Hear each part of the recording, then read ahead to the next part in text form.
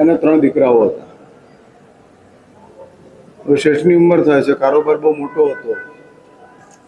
કોને વારસામાં ગાદી ઉપર બેસાડવો એ શેઠ વિમાસણમાં હતા. એટલે ઘણા બધાઓની સલાહ લીધી. એમાં કોઈ એમના ગુરુ હતા, એ ગુરુની સલાહ લે છે ને શેઠને ગુરુ એમ કહે છે કે તારા 3 દીકરાઓને મારી પાસે મોકલી આપ. એટલે 3 દીકરાઓને મોકલે છે. સમય એવો હતો કે પાત્રતાના હિસાબે પદ અપાય, ઉંમરના હિસાબે પદ અપાતું ન હતું. આવી એક પરંપરા ચાલતી હતી. ઉંમર ગમે એટલી હોય પણ પાત્રતા ન હોય.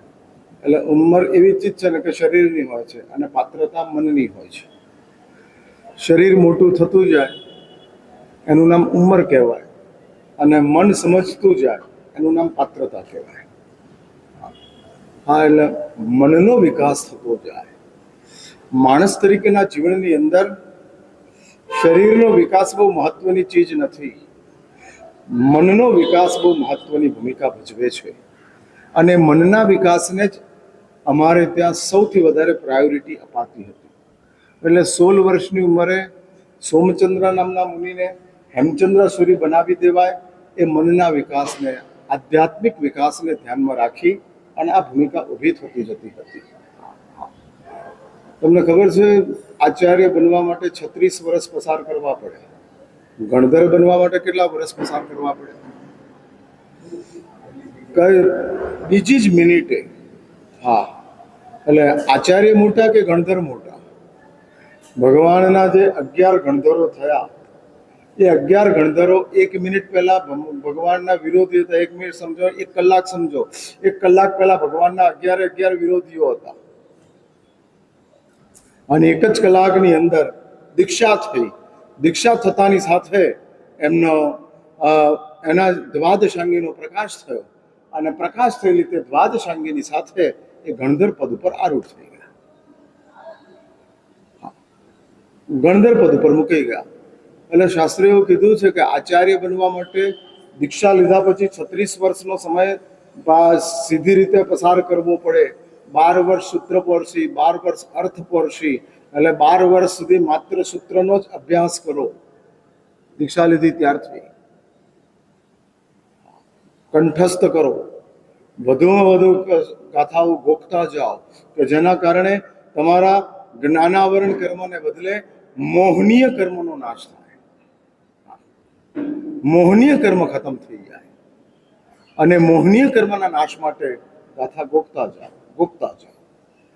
પહેલા 12 વર્ષ માત્ર સૂત્રાભ્યાસ જ કરવાનો. પછી 12 વર્ષ, બીજા 12 વર્ષની અંદર સૂત્રો જે ભણ્યા છો એનો અર્થ સમજવાનો. આ બીજા 12 વર્ષની અંદર. અને આ 12 ને 12 24 વર્ષ પસાર થયા પછી ત્રીજા 12 વર્ષની અંદર શાસ્ત્રીઓ લખ્યું છે કે દેશ વિદેશની અંદર પર્યટન કરવાનું, દેશ વિદેશની ભાષાઓને જાણવાની, કારણ કે આચાર્ય બનવાનું છે. અને આચાર્ય એટલે માત્ર જૈન સંઘના આચાર્ય નથી, સમગ્ર સંસારના આચાર્ય છે. કારણ કે જૈન શાસન, જે જીન શાસન ચાલે છે, એ ચાલતું જીન શાસન જગતના તમામ જીવોના હિતનો વિચાર કરીને આગળ વધે છે. હા, આ જીન શાસનની સ્થાપનાના મૂળમાં જ જગત માત્રના તમામ જીવોના હિત અને સુખ ગોઠવાયેલા છે. હા, આ વાત બરાબર સમજજો.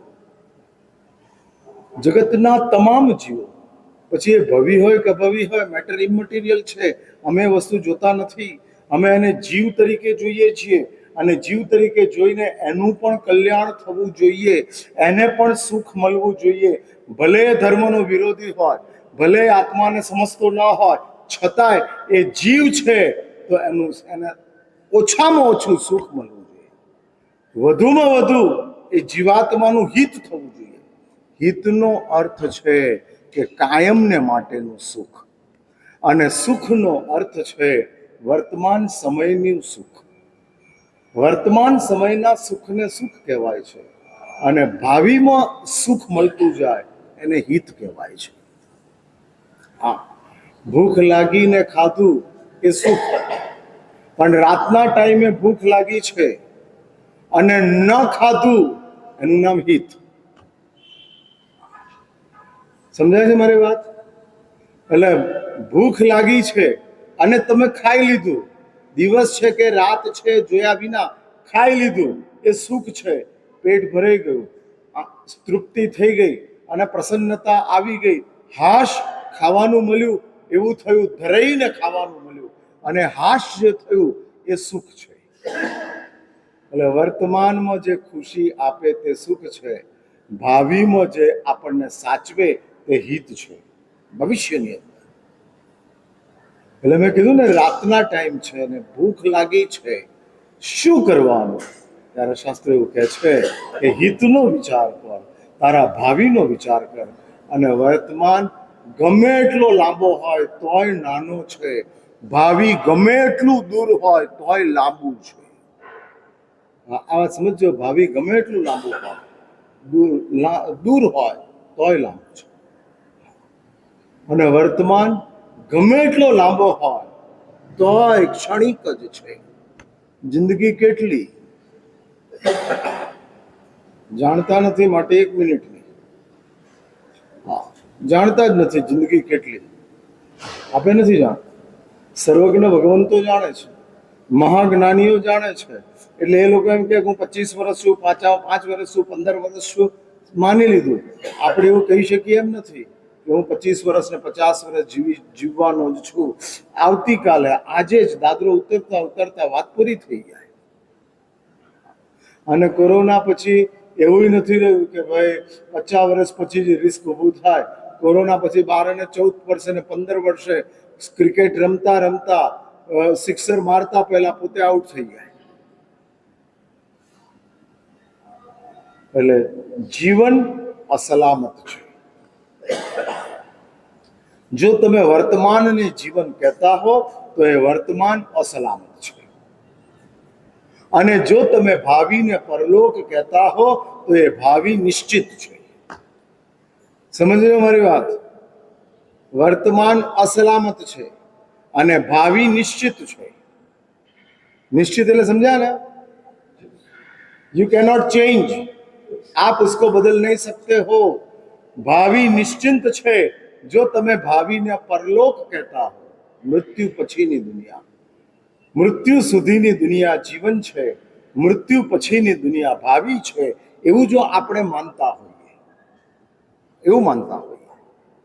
કારણ કે તમે એવું માનો છો કે ભૂતકાળના 40-50 વર્ષ આપણા બહુ સરસ પસાર થયા. હા, ગોપીપુરામાંથી કૈલાસનગર આવ્યા, કૈલાસનગરની અંદરથી વેસુ વાસુ લક્ઝુરિયામાં આવ્યા. હવે અહીંથી ક્યાં જવાનું? તો કે દરિયામાં જવાનું. હા, હવે આગળ વધતા વધતા તમે આમ કૈલાસનગર છોડ્યું ને વેસુ છોડ્યું તો આગળ વધતા જશો તો પછી સીધી ડેડલાઈન દરિયો આવે છે અને દરિયામાં આપણે ઘર બનાવવાના. એવો કોઈ નીકળશે કે જે દરિયામાં હોડીઓની અંદર ઘર બનાવશે, યોટ્સ જેને કહેવાય છે, એ યોટ્સ તૈયાર કરશે અને એમાં જ રહેવાનું, ત્યાં જ બધું શોપિંગ, ત્યાં જ મજા કરવાની, ત્યાં આખું એક ગામ વસાવીને રહેશે. એવી એક પ્લાનિંગ પણ કોકના ચાલતા હશે.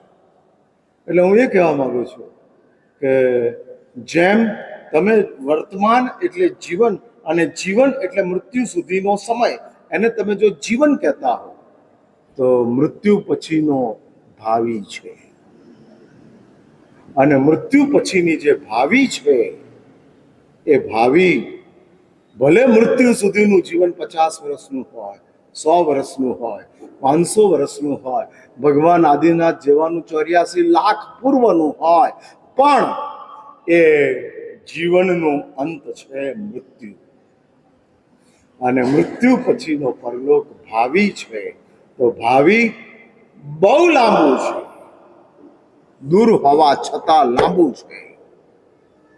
અને વર્તમાન લાંબો હોવા છતાં ટૂંકો છે. ગમે એટલો મોટો હોય, સમાપ્ત થઈ જવાનો છે. માટે શાસ્ત્રો કહે છે કે ભાવિના હિતનો વિચાર કરો, વર્તમાનના સુખની અંદર સમાધાન કરો.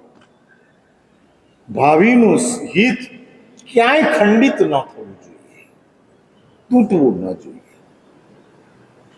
અને ધર્મએ જેટલા નિયમો મૂક્યા છે એ તમામ નિયમોની અંદર વર્તમાનને ગૌણ કર્યો છે અને ભાવિને મહત્વ આપ્યું છે.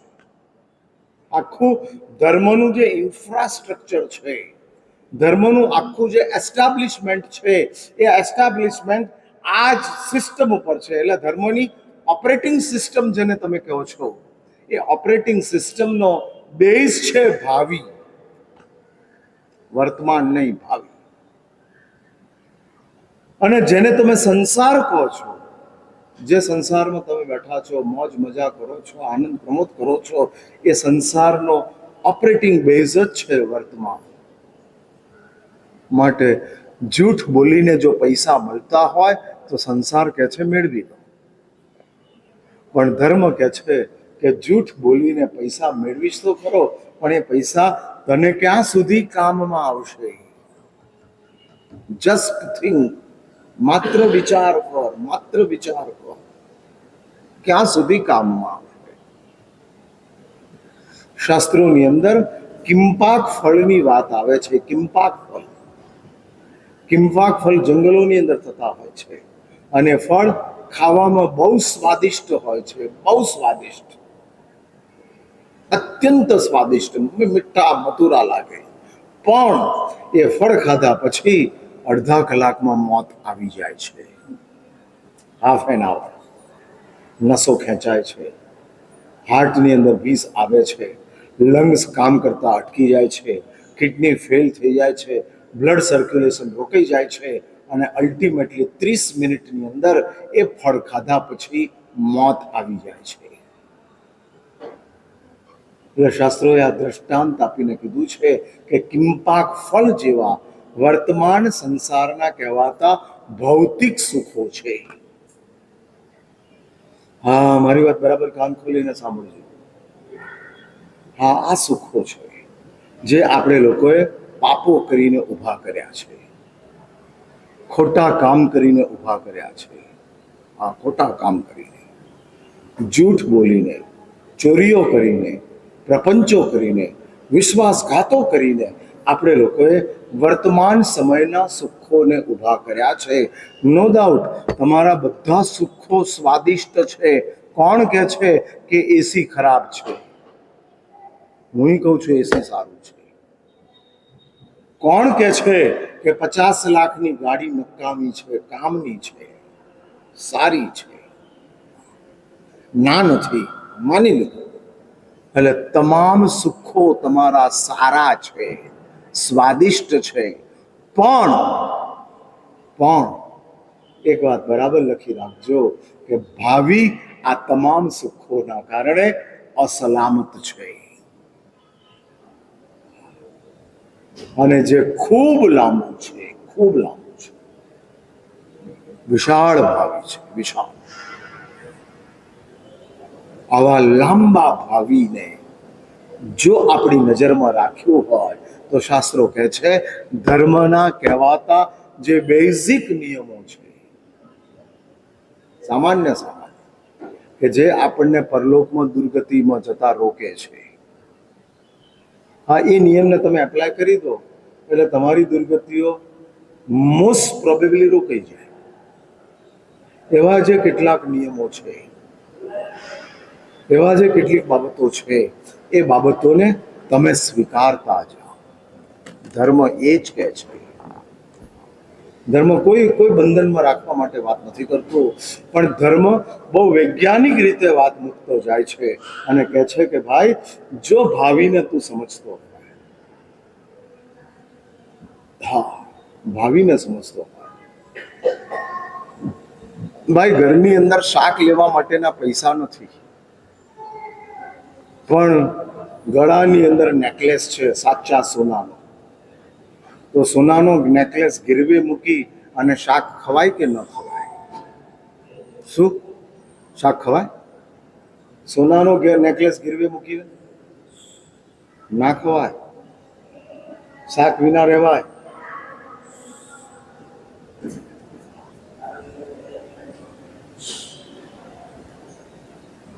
બધા માણસો વાતો કરતા થઈ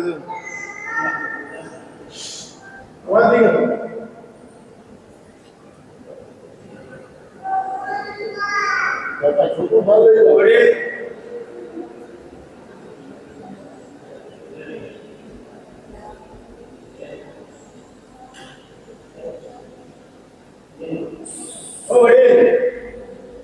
એટલે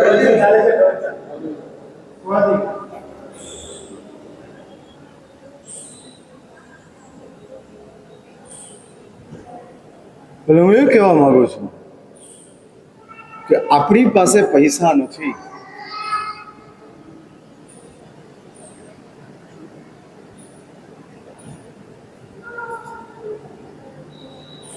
અને નેકલેસ છે તો નેકલેસને ગીરવે મૂકીને શાક ન ખવાય.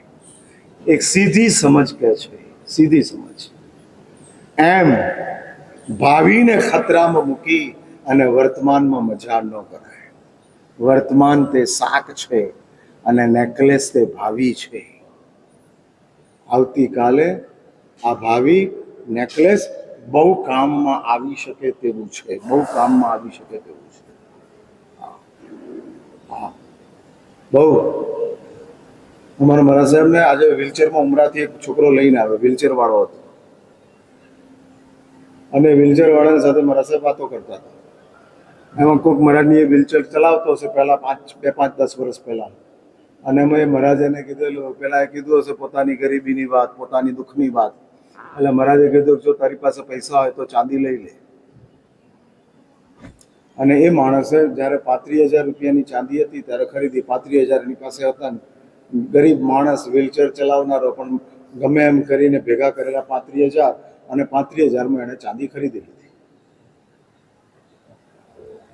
અને ખરીદેલી એ ચાંદી લઈને એણે હમણાં આજે જ મહારાજને કીધું કે મહારાજ સાહેબ 3,22,000 ભાવ થયો ત્યારે ચાંદી વેચી દીધી.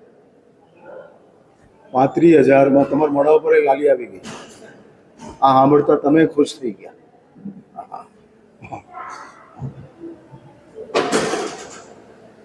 મારું વ્યાખ્યાન ચાલશે નહીં આ રીતે.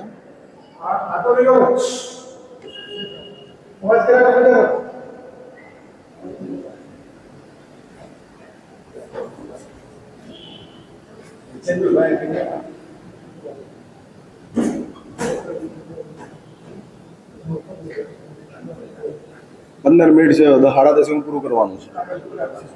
હા,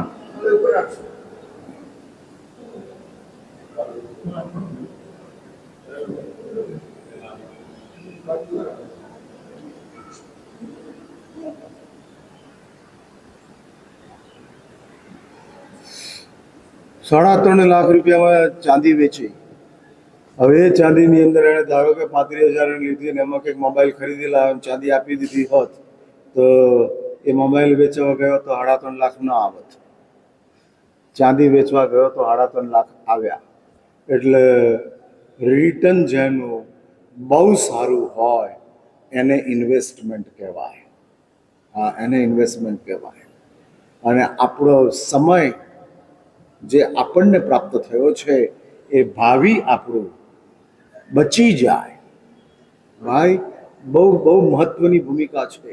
અને માટે જ શાસ્ત્રો કહે છે કે આ જીવનની અંદર જો આપણી પાસે પરમાત્માના ધર્મને આપણે જો સમજ્યા હોઈએ, કારણ કે પરલોક ભાવિ છે, તમે એનું આપણે બધા માનીએ છીએ, અને અમારા પરલોકને અમારે સારો બનાવવો હતો માટે અમે વર્તમાનને છોડી દીધું. હા, રહેવા માટે ઘર નહોતું, હા, સગવડ નહોતી, સુવિધા નહોતી, અને માટે સાધુ થઈ ગયા એવું માનતા નહીં. બધું જ હતું, પણ વર્તમાન માટેનું હતું, ભાવિ માટેનું, કે જે મૃત્યુ પછીની દુનિયા છે, કે જ્યાં કેવલ આપણો હાથ પકડી શકે તો આપણું પુણ્ય છે, એ સિવાય કોઈ નથી પકડી શકે. હા, અને એ પુણ્ય તો જ પ્રાપ્ત થઈ શકે તેવું છે કે આ જન્મની અંદર આપણે જે બેઝિક નિયમો છે, બેઝિક. ફરી પછી એક વાત બીજી સમજી રાખજો, પુણ્ય કરવાથી સુખ મળે છે, પાપ છોડવાથી સદગતિ મળે છે. તમે ભગવાનની પૂજા કરી, પુણ્ય મળ્યું, પણ તમે સામાયિક કર્યું, પાપ છોડ્યા. સામાયિકનો અર્થ પાપ છોડ્યા તે છે. પૂજા કરી એનો અર્થ પુણ્ય કર્યું તે છે. સામાયિકની અંદર કરેમી ભંતે સામાયમ સબ્બમ સાવજ્યમ જોગમ પચખામી. તમામ સાવધ્ય યોગનો હું પરિત્યાગ કરું છું. સાવધ્યનો અર્થ જ છે પાપ. એ તમામ પાપોનો હું ત્યાગ કરું છું. હા, એટલે એક વાત સમજી રાખજો, સદગતિ આપવાની તાકાત પુણ્યની નથી, સદગતિ આપવાની તાકાત પાપના ત્યાગમાં છે. હા, માસખમણ કરવાથી પુણ્ય મળે છે, સાધુ થવાથી પાપ છૂટે છે. પૂજા કરવાથી પુણ્ય મળે છે, સામાયિક કરવાથી પાપ છૂટે છે. કોકને દાન આપવાથી પુણ્ય મળે છે, પણ ધન નહીં કમાવાથી પાપ છૂટે છે. ધનનું કમાવાનું છોડી દો, પાપ છૂટી જશે. કમાયેલા ધનમાંથી દાન આપશો, પુણ્ય મળશે. પણ કમાણી જ નથી કરવી, અથવા તો કમાણીની અંદર લિમિટ રાખવી છે, તો એ લિમિટ જેટલું જ પાપ આવશે, એના સિવાયનું પાપ છૂટી જશે. હા, એના સિવાયનું પાપ છૂટી જશે. મહિનામાં 15 જ દિવસ રાતે ખાવું પડે તેવું છે, 15 દિવસ નથી ખાવું પડે તેમ, તો 15 દિવસનું પાપ છૂટી જશે. તો 15 દિવસના જ પાપનો હિસાબ આપવાનો રહેશે.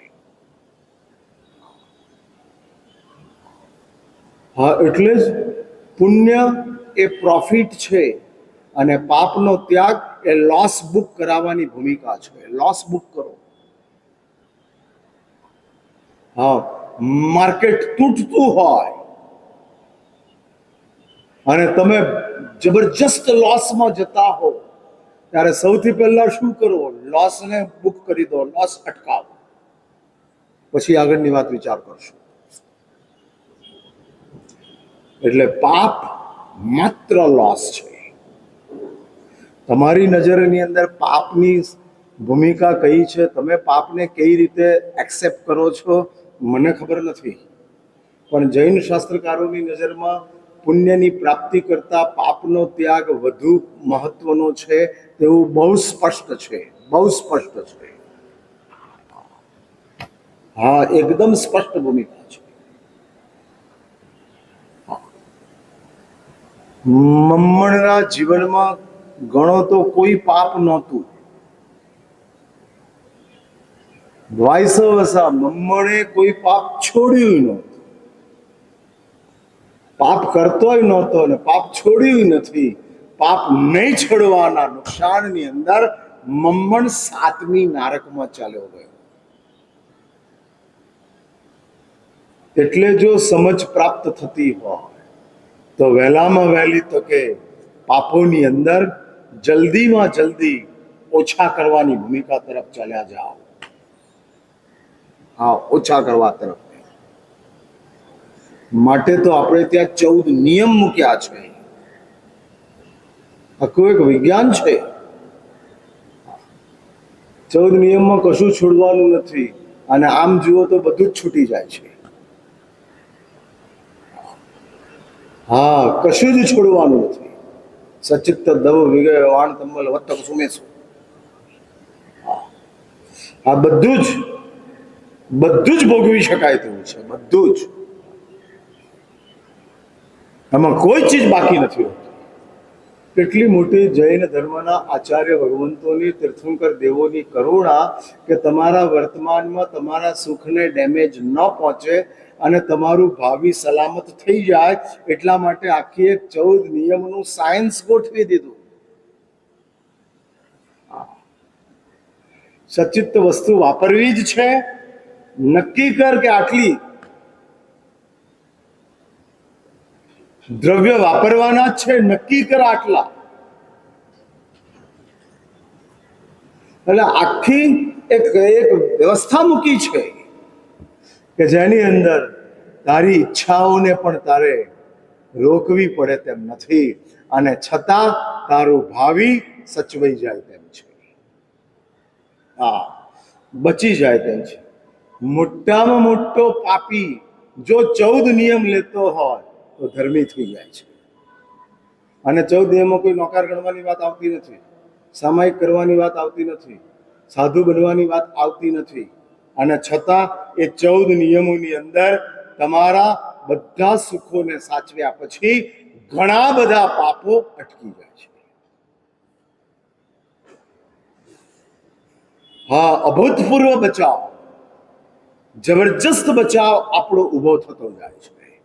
એટલે જૈન શાસ્ત્રકારોની નજરમાં ફરી એક વાત યાદ રાખજો, પુણ્ય માટેની ઘણી બધી વસ્તુઓ જૈન શાસ્ત્રકારોએ બતાડી છે. પાપ માટેની બાબતોને જૈન શાસ્ત્રકારોએ બ્લેક પોઈન્ટની અંદર મૂકીને કીધેલું છે કે પહેલા પાપનો વિચાર કરો. હા, અંતરાયરૂપ જો કોઈ હોય, પરેશાન કરનારું જો કોઈ તત્વ હોય તો તે પાપ છે. હવે તમને આ વાત પાપ માટે તમારા મગજની અંદર કયો ખ્યાલ ચાલે છે? તમને એવું લાગે છે કે પાપ ખરાબ છે? યસ કે નો? બહુ ખરાબ છે એવું થાય છે? હા, ખરાબ છે કે બહુ ખરાબ છે? ના, એટલે હું બોલાવું છું માટે નહીં. હા, હું બોલાવું છું ને તમે બોલતા જાઓ એનો કોઈ બહુ મિનિંગ નથી.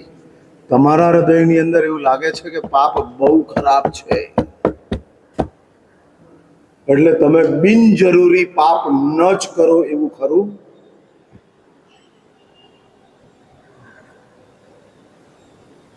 બિનજરૂરી, જેની જરૂર જ નથી એવું કહેવાતું પાપ, કેવા કહેવાતા પાપના સાધનો તમે લાવો નહીં, એવું ખરું?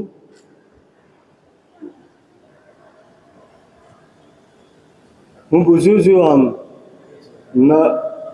ઘરની અંદર 2 ઠેકાણે નળની ચકલી હોય તો ત્રીજે ઠેકાણે ન મુકાવો, એવું ખરું?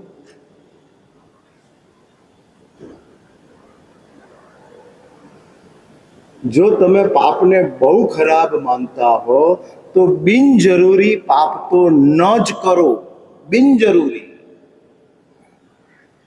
નો ડાઉટ રોગ ખરાબ છે માટે દવા લેવાની, પણ બિનજરૂરી દવા, ડોક્ટરે કીધું છે 1 ટેબ્લેટ લેશો તો ચાલશે, તો 3 ટેબ્લેટ લો ખરા? કેમ કેમ ન લો? હા, બસ બરાબર છે. એ જ રીતે જરૂરી છે માટે પાપ કરો છો, બરાબર છે. બહુ ખરાબ છે તોય કરો છો, પણ બિનજરૂરી તો ન જ કરાય ને. જે બિનજરૂરી છે, ચાલતા ચાલતા નીકળ્યા પાંદડા તોડી નાખ્યા, બિનજરૂરી છે. હા, કોઈ કામ નથી, કોઈ જરૂરી નથી, અને એવા જે બિનજરૂરી પાપો ચાલે રાખે છે. હા, જેમ સુવિધા વધતી ગઈ તેમ બિનજરૂરી પાપો વધતા ગયા. સુવિધા અને બિનજરૂરી પાપ એનું એક કોમન સમન્વય છે, જોડાણ ચાલે છે, જોડાણ ચાલે છે.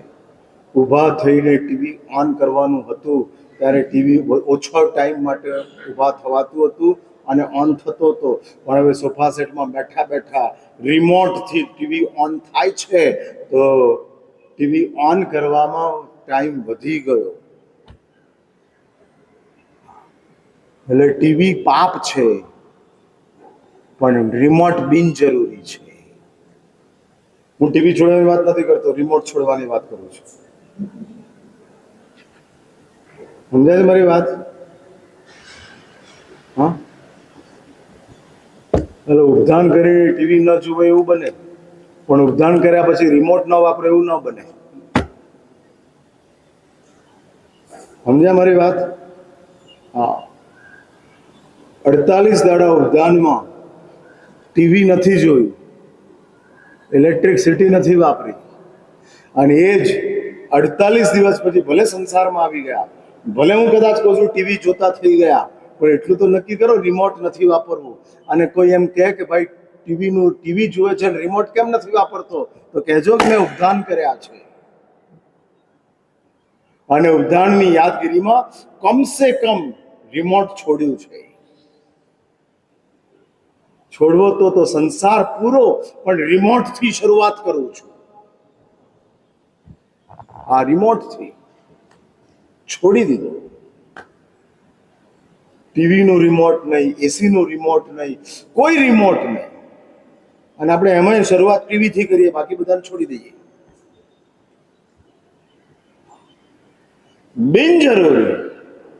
બિનજરૂરી જરૂરી નથી.